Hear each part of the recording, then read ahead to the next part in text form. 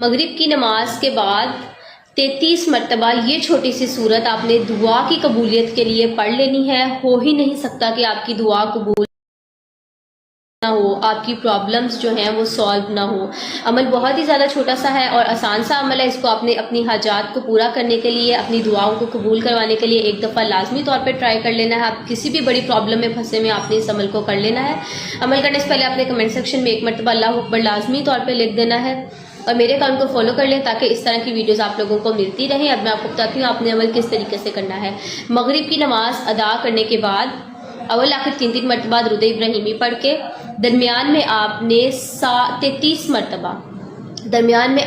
33 مرتبہ سورہ اخلاص پڑھ لینی ہے اور سچے دل سے اللہ پاک سے دعا کر لینی ہے۔ جو بھی آپ کی پرابلم ہو، جس بھی مسئلے میں آپ پھنسے ہوئے ہو، جس پرابلم میں آپ برے طریقے سے پھنسے ہوئے ہو، آپ کو کوئی راستہ نہ مل رہا ہو اس پرابلم سے نکلنے کا، اس کا کوئی بھی سلوشن نہ مل رہا ہو، تو آپ نے اس عمل کو لازمی طور پہ ایک مرتبہ ٹرائی کرنا۔ مغرب کی نماز کے بعد